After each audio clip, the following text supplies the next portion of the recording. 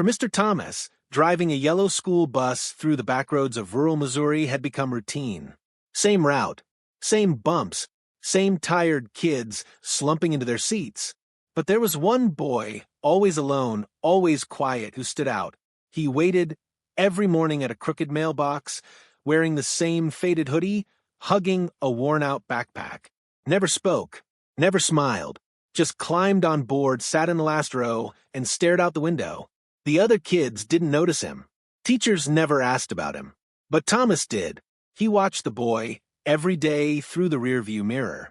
And every day he nodded at him just once, like saying, "I see you." Then one cold morning, the boy wasn't there. Not late, not sick, just gone. And no one cared. No one but Thomas. What he discovered next would unravel a story of quiet neglect, buried pain, and a chance to become the only person that child ever truly had. They thought the boy didn't matter. But this time, one man refused to forget. What would you do if the invisible kid on your bus disappeared? Like and subscribe if you believe sometimes love begins with simply being seen. Every morning, Thomas Avery woke up at 4:45 a.m. sharp. He didn't need an alarm. His body had been keeping score for decades. Same routine. Wash face. Boil water. Instant coffee. 2 slices of toast. 1 glance out the window to check the sky. Then out the door before the town woke up. The streets of Willow Creek, Missouri were quiet that early. Thomas liked it that way. No horns. No phones. No pretending to make small talk. Just his boots on the pavement, the rustle of his windbreaker, and the hum of the bus warming up behind the school. He'd been driving bus number 14 for nearly 15 years. Before that, he'd worked at the mill. Before that, he'd been married. His wife, Lena, had passed nearly 10 years ago. Cancer. Quick. Quiet. The kind that doesn't ask for attention, just takes. They had no children. No family nearby. Just the house she'd painted yellow and the vinyl records she left behind. After she died, Thomas didn't know what to do with himself. So he took the job, not because he loved driving, but because someone needed to show up, and he still knew how to do that. The bus smelled like old leather and crayon dust. The heater sputtered. The PA never worked. The seatbelt on the driver's side was frayed. But it was his. He kept it clean, kept it quiet. The kids? Most ignored him. They were teenagers, mostly, wrapped in their phones, their dramas, their earbuds. He didn't mind. But he watched. Always. That was part of the job. Not just steering. Seeing. That's how he noticed the boy. He didn't know the kid's name. Didn't know where he lived. Not exactly. The boy boarded the bus every morning from a dirt road near an old barn. No houses nearby. No mailbox with a name. Just a rusted gate and a patch of gravel. He looked about 10. Skinny. Pale. Eyes too big for his face. Always in that same gray hoodie, hood up no matter the weather. Never spoke. Never made eye contact. Never sat next to anyone. Just climbed on, nodded once, and took the last row, far right corner, every single time. At first, Thomas assumed he was shy. Maybe homeschooled before. Maybe just adjusting. But weeks passed. Then months. And no one said the boy's name. Thomas tried to ask around. Teachers didn't know much. Which one? Oh, the quiet one? Sits in the back? Yeah, he's in Ms. Holloway's class. Keeps to himself. No last name. No emergency contact discussed. No parent ever showed up. The system, as it so often does, had processed him without really seeing him. But Thomas did, and that mattered. He began to keep an eye out. He timed the stop more carefully. Watched to make sure the boy never missed a day. Noticed how he limped slightly on cold mornings. And every time the boy boarded, Thomas gave him the same thing. One small nod. Not a wave. Not a forced good morning. Just a nod. The kind a man gives when words don't help, but presence does. Sometimes, Thomas would place a wrapped granola bar on the seat where the boy sat. Never said it was from him. Never asked if he liked it. But every time, the wrapper would be gone by the end of a ride. Once he left a pair of gloves. Next day, the boy wore them. That was enough. Thomas never told anyone about it. Not the school. Not his supervisor. Not even his neighbor, who brought him apple pie every other Sunday. It wasn't charity. It wasn't pity. It was just the right thing. One rainy Friday, a substitute teacher boarded the bus and commented loud enough for the first few rows to hear, "That weird little kid in the back give you the creeps too? Never says a word." Thomas froze. He didn't turn around. He didn't shout. But his voice, low and firm, cut through the bus like thunder. "He's not weird. He's just quiet. Big difference." The teacher blinked. Kids looked up. And for the first time, the bus fell completely silent. Thomas didn't say anything more. He didn't have to. Later that day, he saw the boy watching him through the mirror. Just for a second, and when their eyes met, the boy gave him a nod. Thomas didn't smile, but his hands stopped shaking. Life went on. Morning routes, afternoon routes, same cracked roads, same old bus, same cold thermos. But in the smallest corner of his routine, something had changed. Thomas wasn't just watching anymore. He was caring, and he didn't know why yet, but it felt important. Then came the morning that broke it all. Tuesday. Frost on the windows. Sky gray and heavy. Thomas pulled up to the usual stop, put the bus in park, checked the mirror, waited. No boy. He waited 5 minutes. Then 10. Still no sign. No backpack. No gray hoodie. Just wind and silence. The seat in the back empty, and Thomas felt something cold settle into his chest. It wasn't weather. It was absence. He drove the rest of the route in a daze. Kids talking, laughing. Someone played music too loud, but he barely heard it. His eyes kept darting to the mirror, to that empty row. And for the first time in 15 years of driving, he missed a stop. That night, he called the school, asked if the boy had transferred, gotten sick, moved. The woman on the phone said, "We don't have any withdrawal on record. He just didn't show today." Thomas asked, "Do you have his address?" Pause. Then, I'll have to check. She never called back. And Thomas couldn't sleep, because somewhere out there, a boy no one paid attention to had gone missing, and Thomas was the only one who noticed. The next morning, Mr. Thomas slowed the bus again at the same dusty turnoff. No boy. He left the engine running, waited 2 minutes, then 3. He scanned the edge of the road, hoping to see a figure running, backpack bouncing. But nothing, just frost-covered grass and the sound of wind scraping branches. He felt it again, that tight pull in his chest, like something was wrong, deeply, quietly wrong. Back at the school lot, he went straight to the main office. The secretary, a younger woman with bright nails and distracted eyes, looked up from her computer. "Hi, Mr. Thomas. Everything all right?" He removed his cap, holding it respectfully in his hands. "That quiet boy who gets on at the gravel road, off Highway 9, he hasn't been there 2 mornings in a row." She blinked. "Which one?" "He's maybe 10. Real thin. Gray hoodie. Always rides in the back. Doesn't talk much." She tilted her head. "No parent ever came in with him?" Thomas shook his head. She typed something into the system, clicking with long acrylic nails. Finally, she said, "Is his name Milo?" Thomas thought, "Could be." She turned her screen slightly toward him. A photo popped up. Small face. Messy brown hair. Blank expression. "That's him." The secretary nodded. "Milo Carter. He's listed as a foster student. No contact info besides the agency. Foster." The word hit Thomas in the gut like a sudden drop. No parents. No consistent home. A boy living on the outskirts of town. Invisible. He cleared his throat. "Do you know where he's staying?" She hesitated. "We're not really allowed to give that out." "I'm not asking as a driver," he said quietly. "I'm asking as someone who cares." Something in his voice cut through the red tape. She scribbled an address on a sticky note and passed it to him. That afternoon, after his last drop-off, Thomas didn't go straight home. Instead, he followed the directions, past the edge of town, down a cracked road that wound through dry fields and collapsed fences. Eventually, he reached a sagging one-story house surrounded by rusted-out cars and a satellite dish leaning at a 45-degree angle. There was no mailbox, just a wooden sign staked in the dirt. Carter Foster Home. Thomas parked his truck at the edge of the lot. The house didn't look like a home. more like a place where kids pass through. Windows covered with tattered blinds. No toys, no laughter, just stillness. He stepped out, walked to the porch, and knocked twice. A moment later, the door creaked open. A woman appeared, mid-50s, cigarette in hand, mascara smudged. Yes.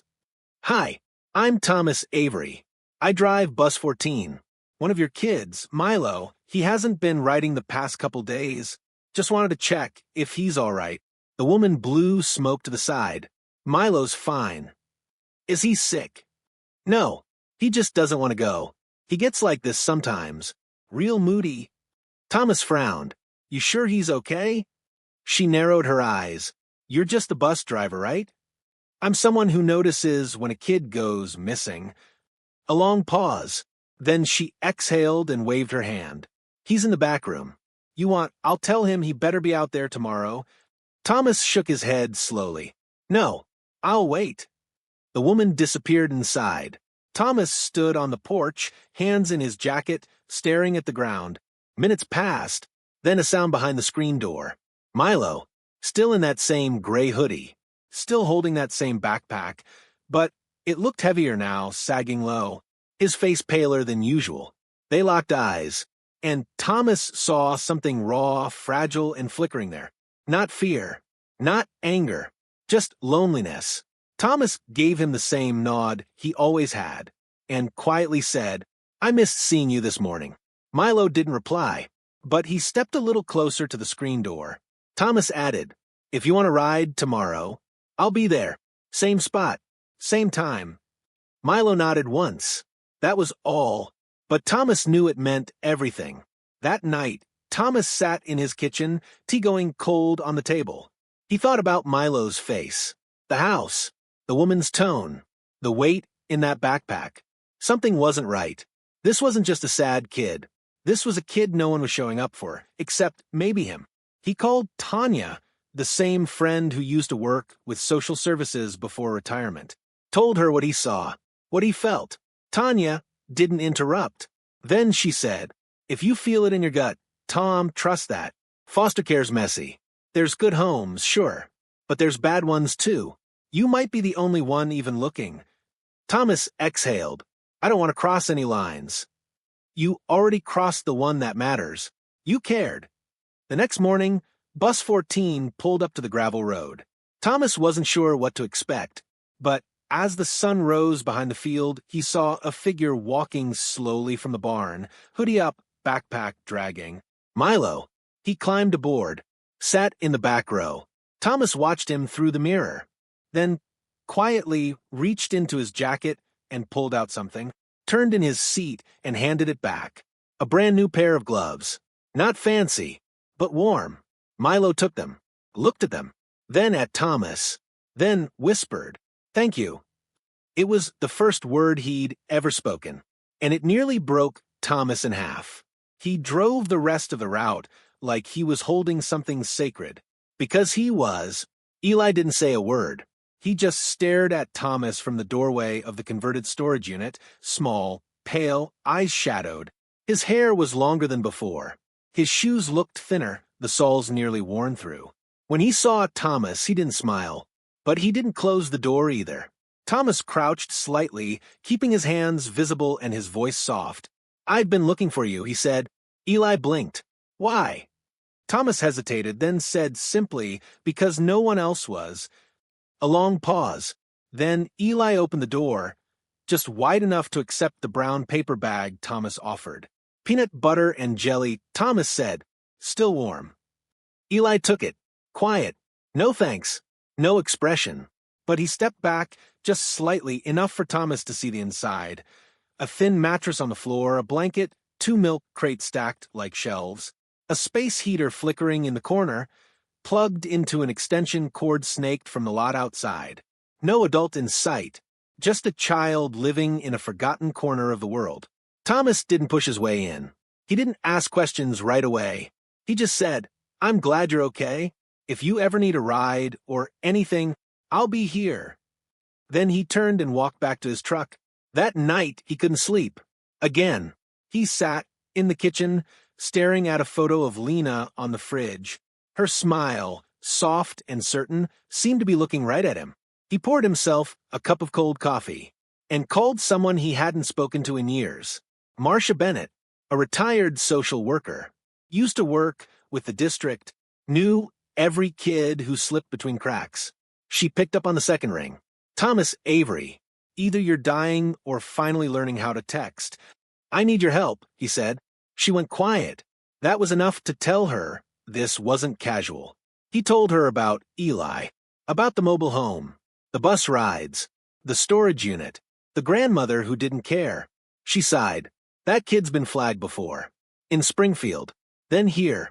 But they moved too fast. Change addresses, drop off the radar. CPS doesn't follow up unless someone screams. I'm screaming, Thomas said. Then you better be loud. The next morning, he drove back to the school and asked to speak with Melanie Reyes, the counselor. I found him, he said, standing at her office door. Melanie looked up, startled. What? I found Eli. He's living in a storage unit. Alone. No guardian in sight. She immediately stood. Okay, slow down. That's a CPS issue. Did you report it? I came here first. You know the kid. You've seen the files. We did our job last year, Mr. Avery. We filed. We followed up. It was closed. Then open it again. Melanie's face softened. I want to, but they won't reopen unless there's new abuse. Or unless a mandated reporter sees something firsthand. Thomas stepped forward. I saw it. You're a bus driver. You're not listed as a mandated reporter in this case. I can file an informal concern, but unless he comes to school or someone documents harm. He is 10 years old and living in a metal box. I believe you, but the system doesn't move on belief. Thomas stared at her, disbelief mixing with something heavier, helplessness. Later that week, he returned to the storage unit. Eli was still there. This time he was sitting on the ground outside, flipping through a tattered comic book. When he saw Thomas's truck, he stood slowly. You shouldn't keep coming, he said flatly. She says people ask questions. Thomas stepped out. Where's your mom? Eli shrugged. Gone again. Grandma? She comes at night. Mostly sleeps. Doesn't talk. You eating? Eli didn't answer. Thomas reached into the passenger seat, pulled out a grocery bag. Got some canned stuff. And a blanket. You look cold. Eli hesitated, then took it. Still no smile. But this time, he didn't retreat inside. He just sat back down. And after long silence, he said, You don't have to keep coming. Thomas sat down beside him. I know. More silence. Then Eli asked, Why do you care? Thomas stared at the gravel. You ever lose someone that made the world stop spinning? Eli didn't answer. Thomas nodded to himself. I did. A long time ago. She used to tell me that sometimes people just need one thing, one person who sees them. Not saves them, just sees them. Eli looked over, finally meeting his eyes, and for the first time, his voice cracked a little. No one ever stayed before. Thomas looked back. I'm not going anywhere. But staying wasn't enough. The next week, Thomas made calls. To the district, to CPS, to the mayor's office. He filed a written concern. He cited what he saw. He sent photos, carefully without showing Eli's face. But it all came back the same. Thank you for your concern. This case does not meet criteria for immediate intervention. The system didn't say we don't care. It just said not enough. Not now. Not urgent. And slowly, Thomas began to unravel. He grew quieter on his morning routes. Forgot to check the mirror once. Burned the toast twice. The school principal pulled him aside one afternoon. You doing okay, Tom? Need time off? He shook his head. I just need people to give a damn. That night, he went back to the storage unit. Found Eli shivering inside. The space heater had died. Thomas didn't say anything. He just walked to the truck, came back with a sleeping bag, and sat down beside the boy like it was the most normal thing in the world. No lecture. No pity. Just presence. Later, as they sat in the dark, Eli whispered, Are you going to get in trouble for coming here? Thomas shrugged. Probably. Eli looked down. Then maybe don't. Thomas didn't answer right away. Then he said, Some things are worth the trouble. Rain came hard that Friday, cold and fast, slicing through the trees like knives. Thomas pulled up to the old storage lot just before sunset. His wipers barely kept up with the storm. His headlights cast long streaks over the puddles. He parked the truck, got out, soaked in seconds. The door to Eli's unit was open just a sliver. No light inside. No movement. Thomas knocked. "Eli?" No answer. He stepped in and froze. The mattress was soaked. The blanket was gone. The food from last week, untouched. Then he heard it. A shallow breath. From the corner. Eli was curled under a plastic tarp, shivering violently. His skin pale. Lips bluish. Eyes fluttering open barely. "Jesus," Thomas whispered, rushing to him. Hey, you with me?" Eli coughed. "Barely." Thomas touched his forehead. Burning. He didn't wait.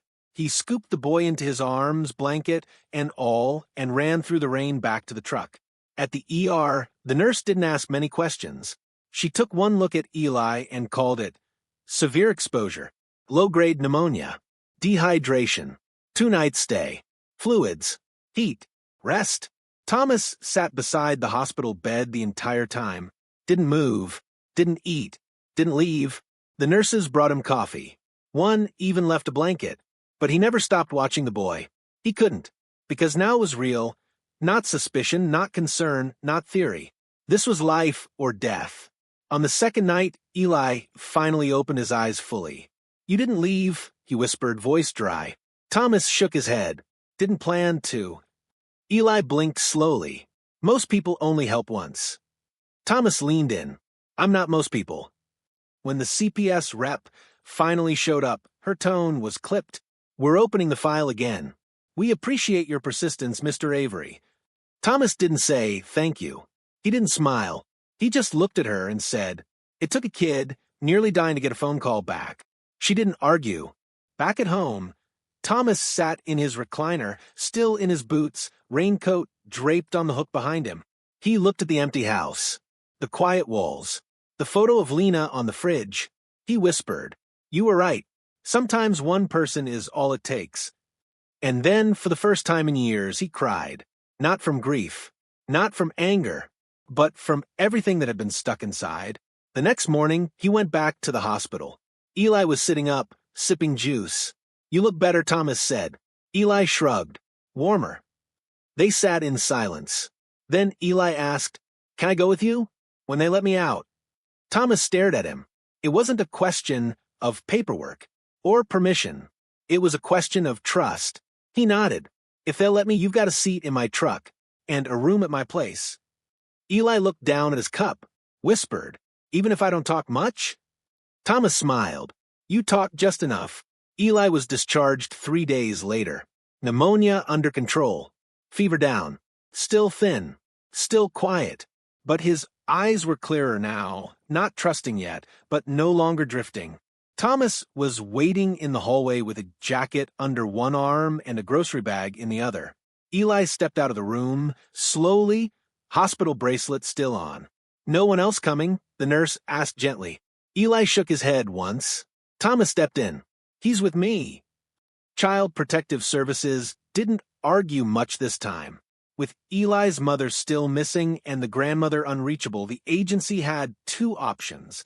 Place him in the already overloaded foster system, or release him temporarily into Thomas's care as a kinship placement pending background check and home inspection. Marcia, the retired social worker Thomas had called, stepped in again, advocated for him. "He's the only adult this child has consistently interacted with in months," she told the caseworker. "He's stable. He's present. He's safe." So the agency agreed for now. 1 week of emergency placement. Then reassess. The drive home was silent at first. Rain tapped on the windshield. The heater hummed softly. Eli sat in the passenger seat, holding a folded hoodie in his lap. Thomas glanced over a few times. "You ever had waffles?" he asked casually. Eli looked at him, unsure. "I make 'em Sunday mornings. Terrible shape, but plenty of butter." A pause. Then Eli said quietly, "That sounds okay." Thomas grinned to himself. He didn't need thanks. He just needed that.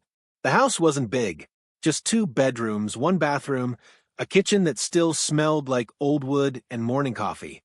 Eli walked in slowly, eyes darting. He didn't touch anything. He didn't sit. Thomas showed him the guest room. Clean sheets, a bookshelf with dusty paperbacks, a night light someone had once gifted Lena, now softly glowing in the corner. "You can leave the door open at night," Thomas said, "or not. Your call."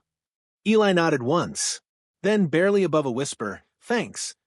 The week passed slowly. Eli didn't talk much, didn't ask for anything, but he started showing up.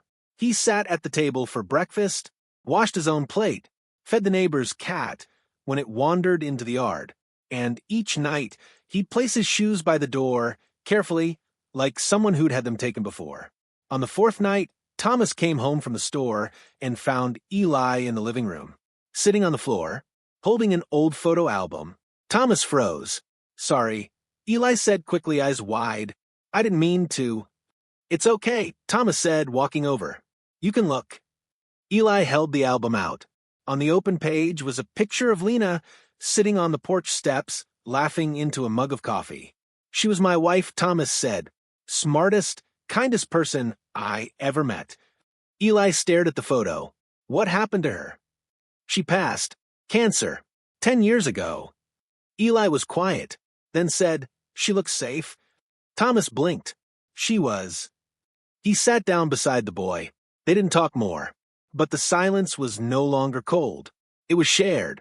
The next morning, a knock came at the door. It was Melanie Reyes, the school counselor, and a woman from CPS with a clipboard.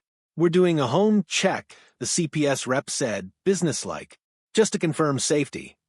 Thomas let them in. They toured the house, checked the kitchen, the locks, the guest room, asked Eli a few questions.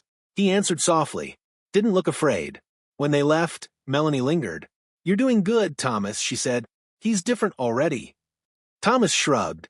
"He's a kid. All they need is someone who doesn't leave." She looked at him, eyes soft. "I wish more people understood that." That night, something changed.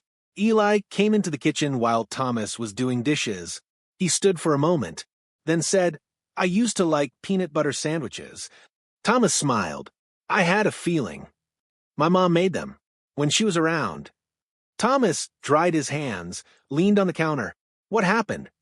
Eli hesitated. "Then, she had a boyfriend. He didn't like me much. He yelled a lot. Hit things. Sometimes her. Sometimes me. She'd disappear for days after. Leave me with Grandma. And Grandma, she said I was too quiet. Said I made people leave." Thomas stood very still. Eli's voice was flat now, detached, like he was reading off a page. "So, I stopped talking. Stopped asking questions. Just waited for the next time someone forgot I was there." Thomas felt something twist in his chest. He walked over slowly. Kneeling down, he looked Eli in the eye and said, "You didn't make anyone leave. People made their own choices. And they were wrong. But that's not on you." Eli looked away, then said, almost inaudibly, "But you came back." Thomas nodded. "Every time." Later that night, Thomas found something tucked under his door. A piece of notebook paper, folded twice. On it, in shaky handwriting, "If I stay, can I help with the bus?" The official notice came in a manila envelope with a government seal on it. Thomas opened it at the kitchen table, hand steady, eyes cautious.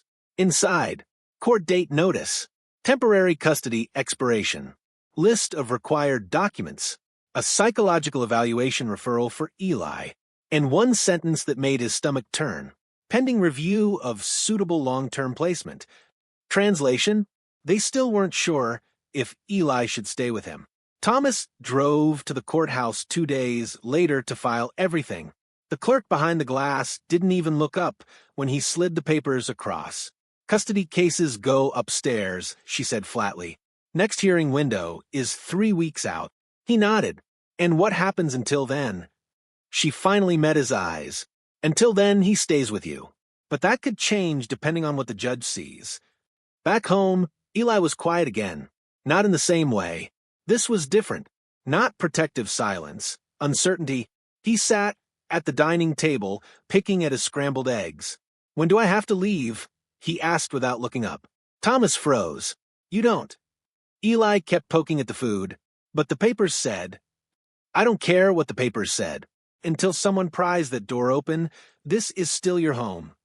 Eli looked up, soft, hopeful, but not quite convinced. At school, things weren't easy either. Some of the kids had heard whispers that Eli had come from the hospital, that he was the bus driver's kid now, that he used to live in a storage unit. Middle school rumors don't need truth. They just need air. One day, Eli came home with a torn sleeve and a scraped knuckle.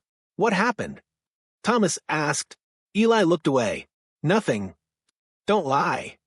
Eli hesitated, then said, Some kids said people like me don't get to stay anywhere. Thomas knelt down. Listen to me, Eli. You didn't survive all that just to let some kid decide what you're worth. Eli looked at him, then asked, So, I'm worth something now? Thomas didn't smile, didn't joke. He just said, You always were. The world just took too long to see it. The next day, Thomas found a letter on the front porch, handwritten, no return address. Inside, asterisk, Mr. Avery, I don't know you well, but I've seen you take care of that boy like he's yours. That means something in this town. If you need a reference or a signature or someone to speak in court, I'll be there. Asterisk, MH, your neighbor from 7B. And just like that, the world began to respond. Melanie Reyes wrote a character statement. The school principal added his. Marcia, the retired social worker, offered to testify. Even the school bus supervisor, a gruff man named Hank who barely spoke in full sentences, sent in a signed affidavit. Avery's the most decent man I know. If that boy ain't safe with him, he ain't safe anywhere. At home, Eli started changing in ways Thomas never expected. He asked to help prep meals. He fed the neighbor's cat without being reminded. He started talking in the mornings. One day, Thomas found him in the garage, sorting through tools. What are you up to? He asked. Eli held up a socket wrench. I figured if I'm staying, I should learn how to fix something. Thomas smiled. Start with that lawnmower. It's older than me, but it wasn't all peace. One night, Thomas got a voicemail from CPS. We've received interest from a distant aunt on the mother's side, currently living in Tulsa. She's expressed willingness to foster Eli pending evaluation. Thomas froze. Tulsa? Now? He called back immediately. The caseworker answered, tone overly calm. I know this is upsetting, Mr. Avery, but we're obligated to explore all kinship options. She's never even met him, Thomas said, voice shaking. She's blood. Thomas exhaled slowly. So is trauma. He didn't tell Eli that night. He couldn't. Instead, he sat on the porch, long after dark, looking up at the stars like Lena used to do. He whispered, I don't want to lose him, Len, but I don't want to hurt him by fighting either. The wind answered with silence, but deep down he knew, you fight for what matters. The next morning, Thomas told Eli about Tulsa. He kept it gentle. Eli didn't cry. He just went quiet, the deep kind, the buried kind. Then he asked, would you want me to go? Thomas didn't lie. No. Eli nodded. Then I won't. 3 days later, CPS called again. The aunt had changed her mind. Too much work. Not enough space. Not the right timing. Thomas didn't cheer. He just closed his eyes and let out the breath he'd been holding since the ER. That Sunday, Eli made the waffles. Burnt edges. Too much syrup. Kitchen a mess. But Thomas ate every bite. And when Eli said, next time I'll do better, Thomas replied, this was perfect. The courthouse smelled like dust and nerves. Eli sat beside Thomas, feet barely reaching the floor, holding the edges of a manila folder like it was armor. Inside was a handwritten letter, the one they'd worked on together, not because anyone asked for it, but because Eli had something to say. The judge, an older woman with silver hair and a sharp gaze, called them forward. She looked over the file slowly. A 10-year-old boy, history of neglect, temporary placement with non-relative caregiver, several letters of support submitted. She paused, looked at Thomas. You understand that full guardianship is a legal and permanent responsibility, Mr. Avery? Thomas nodded. I do. And you're aware of your age, your financial position, and what it means to take on a child who may have lasting trauma? I am. The judge leaned back, studied him, then asked, "Why do you want this?" Thomas looked at Eli, then said, clearly, "Because he's already mine. Not by blood, but by choice. And if this system had worked better, I wouldn't have had to be here. But I am, and I'm not leaving." The courtroom stayed quiet. Eli glanced up, then slowly stood. "I have something too," he said, voice small but steady. He handed the judge the letter. She read it silently, lips moving slightly. And for the first time, her expression softened. She looked at Eli. "Did you write this?" He nodded. She looked back down. Asterisk, Mr. Thomas is the first person who didn't forget me. He didn't ask me to be different. He saw me. He stayed. I don't know what dads are supposed to be like, but if they're anything like him, then I think I got a good one. Asterisk, the judge looked at Thomas, then smiled. Petition granted. They didn't hug right away, not in the courtroom, but later, back at the house, standing by the kitchen sink, Eli reached out, held on tight, didn't let go for a long time, and Thomas, arms around him, whispered, "You're home now." Word spread quietly through town. Some parents at school nodded at Thomas in the pickup line. Melanie brought a card with a cupcake for Eli, just because the neighbor from 7B dropped off a toolbox for the young apprentice.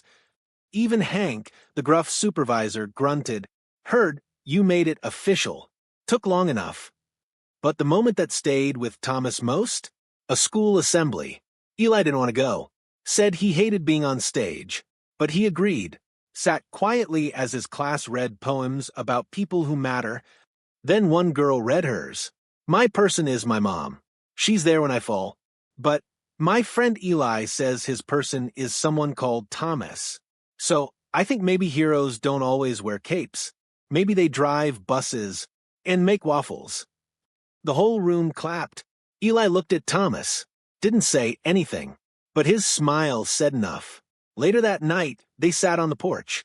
Same chairs. Same quiet. Eli held a book in his lap. Thomas held a cup of coffee. The sky was full of stars. Then Eli asked, "Do you think she'll ever come back?" "My mom." Thomas didn't lie. "Maybe. Someday." "Would I have to go?" "No," Thomas said. "Not unless you wanted to." Eli was quiet. Then said, "I think she loved me. She just didn't know how to stay." Thomas nodded. "Some people don't." Eli looked at him. "But you did." Thomas smiled. "Yeah, I did." As the night deepened, Eli curled up on the porch chair, blanket around his shoulders, and just before drifting off, he mumbled, "I think you saved me." Thomas looked out at the stars, didn't reply right away, then whispered more to the sky than to himself, "You saved me too, kid." Spring came slowly that year. The mornings were still cold, but the trees outside Thomas's house were blooming, little bursts of green where there used to be gray. Eli had been living with Thomas for nearly 5 months, and in that time, something had changed. Not all at once, but in steady, quiet ways. He laughed now, sometimes just a chuckle under his breath, sometimes loud and unfiltered. He brought home books from the library, taped drawings on the fridge. He even asked to go to the grocery store with Thomas and chose the cereal. It was small, but it was freedom. It was choice. One Saturday morning, Thomas found Eli in the garage, covered in grease, sleeves rolled up, toolbox wide open. "What are you working on?" Thomas asked. Eli wiped his hands and grinned. "The mower. It actually started this time." Thomas walked over, peeked under the hood. "Looks like you rewired it. That's good work." Eli shrugged. "I figured if I can fix something, I can't be useless." Thomas raised an eyebrow. "You were never useless."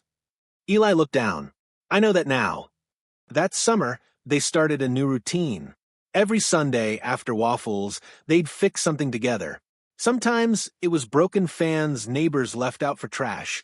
Sometimes old furniture. Once, an entire bicycle. And when they finished, they'd either keep it or give it away. They called it second chances. Word spread. People started leaving items by Thomas's gate with notes. If you can save it, give it to someone who needs it. Thomas kept the sign, simple, free repairs, fixed by Avery and Son. Eli insisted on that part. Technically, I'm not your son, he joked. Thomas had replied, technically, I don't care.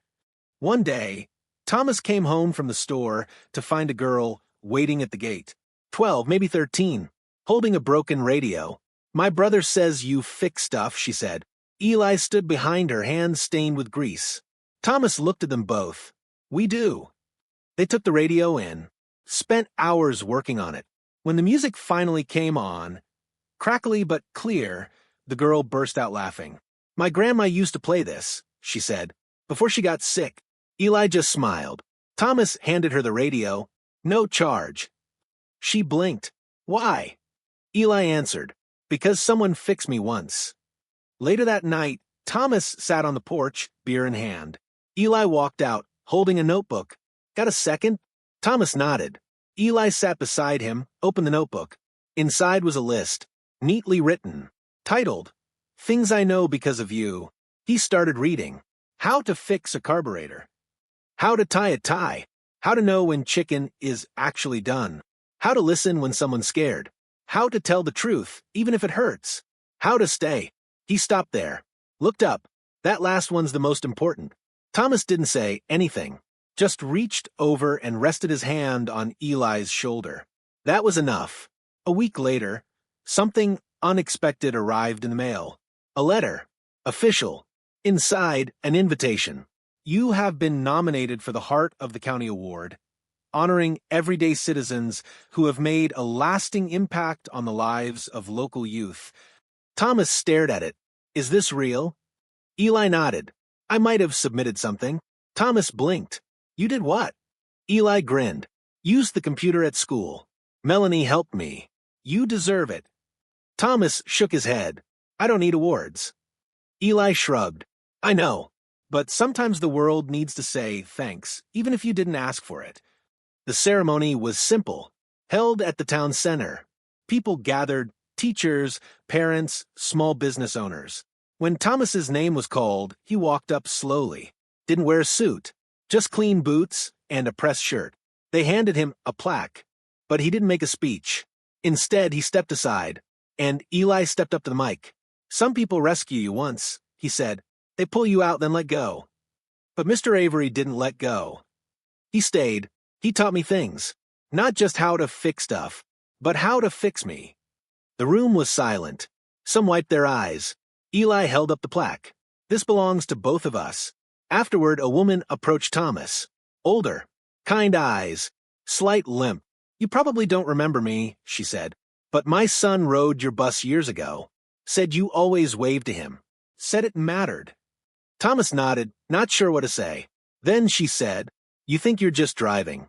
But you're giving kids something steady. That's rare. Back home, the plaque went on the living room shelf, next to a broken toy truck Eli had fixed himself, and an old photo of Lena. Thomas stood for a moment looking at all three, different kinds of love, all in one place. That weekend, Eli asked a question. Can I change my name? Thomas looked up. What? I mean, not everything, but just can I take yours too? Thomas blinked. You sure? Eli nodded. I want to be part of something that doesn't leave. Thomas didn't cry, but he said yes, and they filled out the forms together.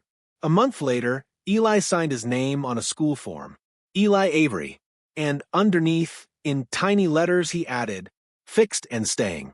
It started with a photo, just a casual snapshot.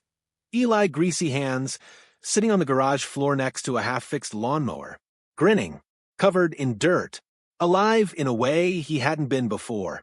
Melanie Reyes posted it on the school website under a story titled, How One Student Fixed More Than Just Machines. She wrote about Eli, about his progress, his grades, about Thomas, about how sometimes a single act of quiet love reshapes an entire life. Within 48 hours, it was shared across the county, then across the state. Then, somehow on a national education blog, emails started to roll in.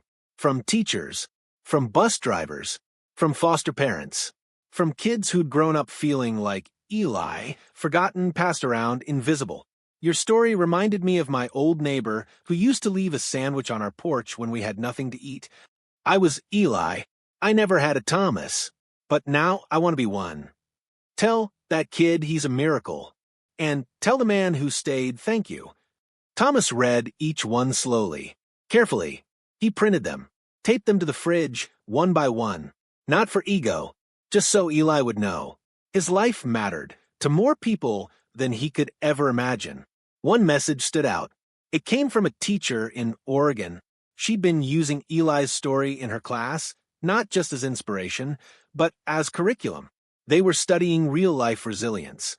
She asked if her students could write letters to Eli. Eli said yes. A week later, a big yellow envelope arrived. 20 handwritten notes. All different. All raw. All full of heart. I didn't think I'd ever be okay. But now I believe maybe I will. You made me tell my foster mom I loved her. I was scared. But I did it. You matter. You matter. You matter. Eli read them all on the porch, legs crossed, sunlight spilling across the floor. Then he looked up at Thomas and said, "If this happened to me, so I could help them, I think I'm okay with it now." The mayor of Willow Creek invited Thomas and Eli to a small-town gathering. Nothing fancy, he said, just a thank you. They went. Thomas wore his cleanest shirt. Eli wore the name Patch Thomas had stitched onto a jacket for him. E. Avery, apprentice mechanic. At the event, people came up, shook their hands, told them how their story had reached places they couldn't imagine. One man said, "My father drove a school bus. He passed last year. You remind me of him." Another said, "I've worked in CPS for 18 years. That courtroom letter, that boy's voice, changed me." Thomas took it all in. Quietly, Eli just smiled. The local high school invited Eli to speak to a group of at-risk boys. He stood in a classroom, hands shaking slightly, and told his story, not the sad version, the honest one, how he used to think love meant disappearing, how silence was his only shield, how someone noticing him changed everything. At the end, one boy, bigger than him, tougher looking, raised his hand. "What if nobody notices you?" Eli paused, then said, "You still matter, even if no one's looking. But if you ever see someone else standing alone, notice them first. That's how it starts." Meanwhile, Thomas kept driving the bus. Same route, same roads. But the kids were different now. They waved. Some even said thank you. He still nodded through the mirror at the back row. Only now, that seat wasn't empty. It belonged to someone who'd sat there, in silence, and risen from it. One afternoon, a new kid boarded the bus. Looked nervous, small, held his backpack close. Before Thomas could say a word, Eli stood up, now one of the oldest kids on the route, and walked to the front. He motioned to the boy, "Come sit with me." The kid blinked, then followed. And just like that, the cycle continued. Back at home, they added a new sign above the garage. Simple wood, painted by hand. It read, "Fixed and staying." Neighbors asked what it meant. Eli always answered, "It's our story." Later that year, a reporter came from St. Louis to do a segment. She asked Thomas, "Do you ever think your story would matter to so many?" Thomas looked out the window, then said, "I didn't set out to matter. I just refused to let a kid feel disposable." She turned to Eli. "What about you? What's next?" Eli smiled. "I want to fix things. All kinds of things. Not just engines. People too, maybe." They took a photo that day. Thomas with his arm around Eli, standing under the garage sign. The caption ran online. "The man who stayed. The boy who didn't give up. And the world that finally paid attention." The leaves were beginning to change again.